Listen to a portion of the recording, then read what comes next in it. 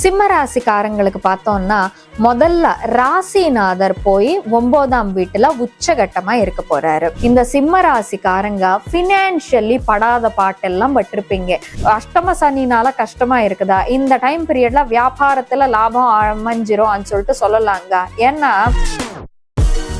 பொதுவாவே சிம்ம ராசிக்காரங்கன்னு பாத்தீங்கன்னா ஒரு தொழிலுக்கு இவங்க போயிருக்காங்கன்னு வச்சுக்கோங்க, கொஞ்சம் எங்க ஒரு இடிக்குதுன்னா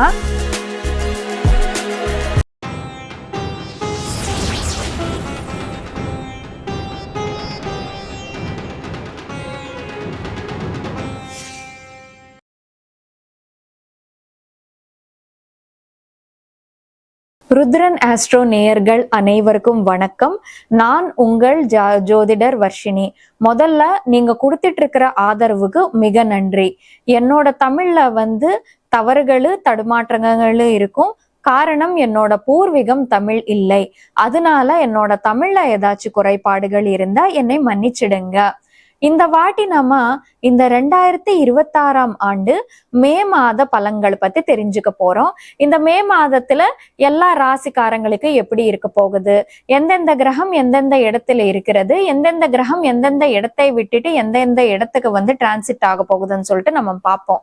மாத ஆரம்பத்துல நம்ம பார்த்தோம்னா மேஷத்துல சூரியன் மற்றும் புதன் இணைந்து இருக்காங்க, ரிஷபத்துல சுக்கிரன் இருக்காரு, மிதுனத்துல குரு இருக்காங்க, சிம்மத்துல கேது இருக்காங்க, கும்பத்துல ராகு இருக்காங்க, மீனத்துல செவ்வாய் மற்றும் சனி பகவான் இணைந்து இருக்காங்க. இப்போ இந்த மாதம் 11ஆம் தேதி பாத்தீங்கன்னா செவ்வாய் மீன ராசியை விட்டுட்டு மேஷ ராசிக்கு வர போறாரு. அங்க சூரியன் புதன் கூட இணைந்து இருக்க போறாரு. அப்படியே இந்த மாதம் 14ஆம் தேதி பாத்தீங்கன்னா இந்த சுக்கிரன் ரிஷபத்தை விட்டுட்டு மிதுனத்துக்கு போக போறாரு. 15ஆம் தேதி புதன் மேஷ ராசியை விட்டுட்டு ரிஷப ராசிக்கு போக போறாரு. அப்படியே 16ஆம் தேதி சூரியன் மேஷ ராசியை விட்டுட்டு ரிஷப ராசிக்கு போயிட்டு அங்க புதனுடன் இணைந்து இருப்பாரு. இது இந்த மாதத்துக்கான பிளேஸ்மெண்ட்ஸ் மற்றும் டிரான்சிட்ஸ். இப்போ இந்த பிளேஸ்மெண்ட்ஸ் மற்றும் டிரான்சிட்ஸ் எல்லா ராசிக்காரங்களுக்கு எந்த மாதிரியான பலன்கள் கொடுக்க போகுதுன்னு சொல்லிட்டு நம்ம பார்ப்போம். இப்போ சிம்ம ராசிக்காரங்களுக்கு இந்த மே மாதம் எப்படிப்பட்ட பலன்கள் இருக்க போகுதுன்னு சொல்லிட்டு நம்ம பார்ப்போம். சிம்ம ராசிக்காரங்களுக்கு பார்த்தோம்னா முதல்ல ராசிநாதர் போய் 9ஆம் வீட்டுல உச்சகட்டமா இருக்க போறாரு. இப்போ 9ஆம் வீட்டுல ராசிநாதர் உச்சகட்டமா இருந்தா என்னன்னா உங்க ராசிநாதர் ராசின்றது ஹெல்த்துக்கு சம்பந்தப்பட்ட ஒரு இதுன்னு வச்சுக்கோங்க, பாடிக்கு சம்பந்தப்பட்டது. அப்படியே ராசிநாதரான சூரியன் உச்சகட்டமா இருக்கும்போது நல்ல ஹெல்த்ன்றது கொடுப்பாங்க. உங்களுக்கு ஹெல்த் வைஸ் ரொம்ப நல்லா இருக்குது சொல்லிட்டு சொல்லலாங்க இந்த சிம்ம ராசிக்காரங்களுக்கு.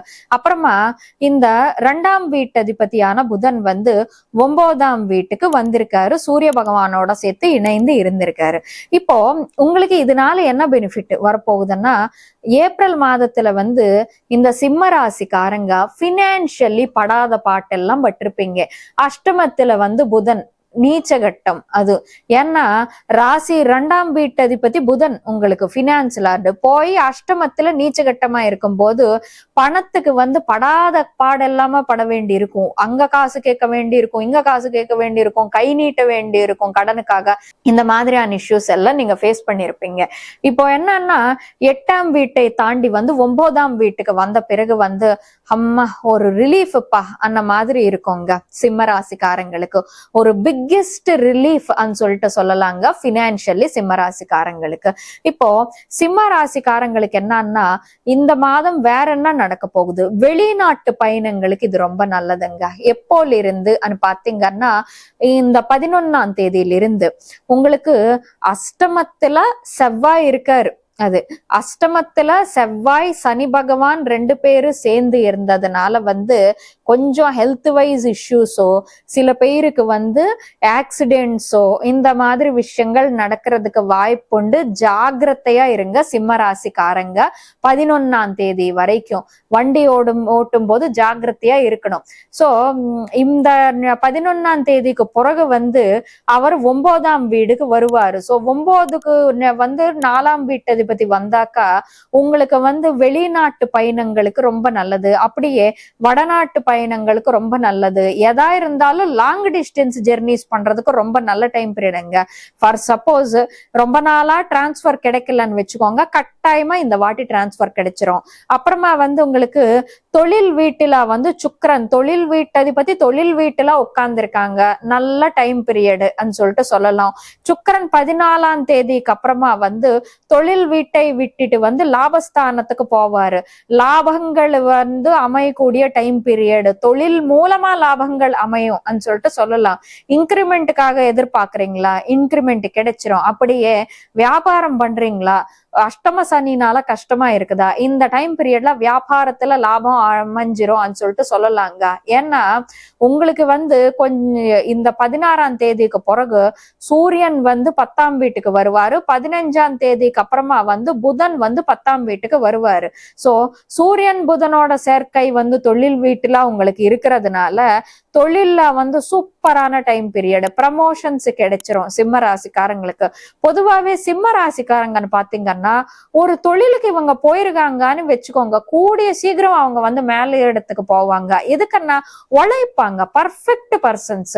இப்போ 9 மணிக்கு ஆபீஸ்னா 9 மணிக்கு அங்க இருப்பாங்க, 8:55க்கு சைன் போட்டுதான் ஆகணும், அந்த மாதிரி இருப்பாங்க சிம்ம ராசிக்காரங்க. சோ பினான்சியல்லி வந்து நல்ல டைம் பீரியட், பினான்சியல் கெயின்ஸுக்கு நல்ல டைம் பீரியட். நிறைய பேருக்கு பேங்க்ல காசு ஸ்டக் ஆச்சா, வியாபாரத்துல வந்து ஒருத்தங்க உங்களுக்கு காசு கொடுக்கணுமா, இந்த டைம் பீரியட்ல வரும். சில பேருக்கு சேலரிஸ் வந்திருக்காது, ஒரு 2-3 மாசம் வந்து சேலரிஸ்க்காக போராடி இருப்பாங்க, இந்த டைம் பீரியட்ல சேலரிஸ் கட்டாயமா ரிலீஸ் ஆகும்னு சொல்லிட்டு சொல்லலாம். சிம்ம ராசிக்காரங்களுக்கு பினான்சியல் இஷ்யூஸ் இருந்தாலுமே சரி, இந்த ஒரு மாதம் பொறுத்த வரைக்கும் உங்க இஷ்யூஸ் எல்லாம் சார்ட் அவுட் ஆகிடும் சொல்லிட்டு சொல்லலாங்க. அப்படியே 16ஆம் தேதிக்கு மேல வந்து யாரு அரசாங்க தேர்வு எழுதுவாங்களோ அவங்களுக்கு அரசாங்க வேலை கிடைப்பதுக்கான வாய்ப்புன்றது இருக்குதுன்னு சொல்லிட்டு சொல்லலாங்க. அப்படியே மேல் இடத்துக்கு ப்ரமோஷன் ஆகுறதுக்கான வாய்ப்பு இருக்குதுன்னு சொல்லிட்டு சொல்லலாங்க. அப்படியே கவர்மெண்ட் ஜாப்ஸ்ல வந்து ப்ரமோஷன் கிடைப்பதுக்கு, ஆபீசர் போஸ்ட் கவர்மெண்ட்ல வந்து ஒரு கிளர்க்கல் ஸ்டேஜ்ல இருக்கிறவங்களுக்கு ஆபீசர் போஸ்ட் கிடைப்பதுக்கான வாய்ப்பு உண்டு. இல்ல நமக்கு பிரைவேட்ல ஒர்க் பண்றவங்களுக்கே வந்து ஒரு பெரிய இன்கிரிமெண்டோட ஒரு பெரிய ஒரு போஸ்ட்ன்றது உங்களுக்கு கிடைப்பதுக்கான வாய்ப்பு உண்டு. ஃபார் சப்போஸ் உங்களுக்கு பிடிக்காத ஒரு வேலை செஞ்சுட்டு இருப்பீங்க, அந்த இடம் உங்களுக்கு பிடிக்கல, வேலை மாறணும்னு நினைக்கிறீங்கன்னு வச்சுக்கோங்க. இப்போ 10 ரூபாய் சம்பாதிக்கிற உங்களுக்கு 25 ரூபாய் பேக்கேஜோட வேலை கிடைப்பதுக்கான வாய்ப்பு உண்டுன்னு சொல்லிட்டு சொல்லலாங்க சிம்ம ராசிக்காரங்களுக்கு. அப்படியே உங்களுக்கு தொழில் மூலமா தொழில் வீட்டதிபதி சுக்கிரன் வந்து உங்களுக்கு 11ஆம் வீட்டுல இருக்கிறதுனால 14ஆம் தேதிக்கு அப்புறமா உங்களுக்கு தொழில் மூலமா நல்ல கெயின்ஸ், 10 ரூபாய் போட்டா 20 ரூபாய் சம்பாதிக்கிற மாதிரியான சூழ்நிலைன்றது தெரியுதுன்னு சொல்லிட்டு சொல்லலாங்க. அப்படியே 3ஆம் இடத்துக்கு அதிபதியும் சுக்கிரன் தான். சோ இந்த டைம் பீரியட்ல 3ஆம் இடம் யாரு, உங்களோட இளைய சகோதரர்கள் சகோதரிகளுக்கு, அவங்களுக்கு வந்து கட்டாயமா இந்த டைம் பீரியட்ல வேலை கிடைச்சிரும் சொல்லிட்டு சொல்லலாம், இளைய சகோதரர்களுக்கு சகோதரிகளுக்கு. அப்படியே உங்க இளைய சகோதரர்கள் சகோதரிகள் சொந்த தொழில் பண்றாங்க, இல்ல அவங்க கூட சேர்ந்து நீங்க பார்ட்னர்ஷிப்ஸ் வந்து உங்களோட யங்கர் சிப்ளிங்ஸ் கூட சேர்த்து பண்றதா இருந்தா இந்த டைம் பீரியட்ல அது சூப்பரா போயிடும் சொல்லிட்டு சொல்லலாங்க.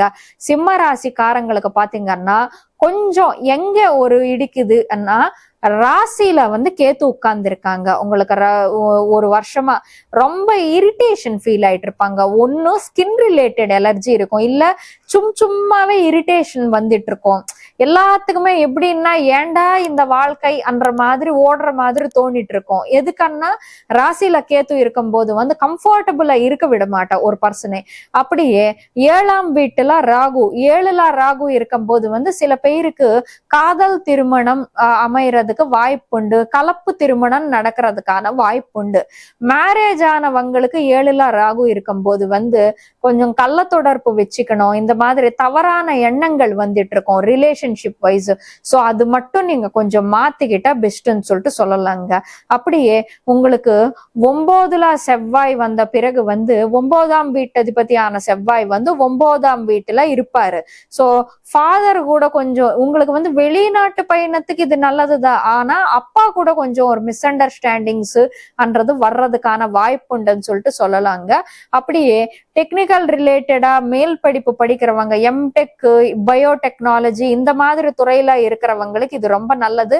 முக்கியமா வந்து டாக்டர் ரிலேட்டடா மேல் படிப்பு படிக்கிறவங்களுக்கு இது ரொம்ப நல்லதுங்க. சர்ஜன்ஸ்க்கு நல்லது. எதுக்குன்னா செவ்வாய் பாத்தீங்கன்னா ஷார்ப் ஆப்ஜெக்ட்ஸ்க்கு சம்பந்தப்பட்ட ஒரு கிரகம். சோ சர்ஜன் ரிலேட்டடா படிக்கிறவங்களுக்கு வந்து இது ரொம்ப நல்ல டைம் பீரியட்னு சொல்லிட்டு சொல்லலாங்க. இது இந்த சிம்ம ராசிக்காரங்களுக்கான மே மாதத்துக்கான பலன். சிம்ம ராசிக்காரங்களுக்கு வந்து எந்த மாதிரியான ரெமிடிஸ் பண்ணலாம் பாத்தீங்கன்னா, இந்த மாதத்துக்கு உங்களுக்கு ரெமிடியே தேவையில்லை. ஆனா கொஞ்சம் ஃபாதர் கூட கருத்து வேறுபாடுன்றது வர்றதுக்கு வாய்ப்பு இருக்குது இல்லையா? அதுக்காக வந்து செவ்வாய்க்காக அங்காரக ஸ்தோத்திரம் ஒண்ணு படிச்சுக்கிட்டீங்கன்னா உங்களுக்கு பெட்டரா இருக்கும். மத்தபடி சிம்ம ராசிக்காரங்களுக்கு இந்த மாதம் முழுக்க நல்லமா இருக்கணும்னு சொல்லிட்டு அந்த கடவுள்கிட்ட வேண்டிக்கிட்டு சர்வேஜனா சுகினோபவந்து. ருத்ரன் ஆஸ்ட்ரோ நேயர்களுக்கு சின்ன அறிவிப்பு. இந்த மாதிரியான பேர்ச்சி பலன்கள், மாத பலன்கள் தொடர்ந்து பார்க்க ருத்ரன் ஆஸ்ட்ரோ யூடியூப் சேனலுக்கு வந்து சப்ஸ்கிரைப் பண்ணிக்கோங்க.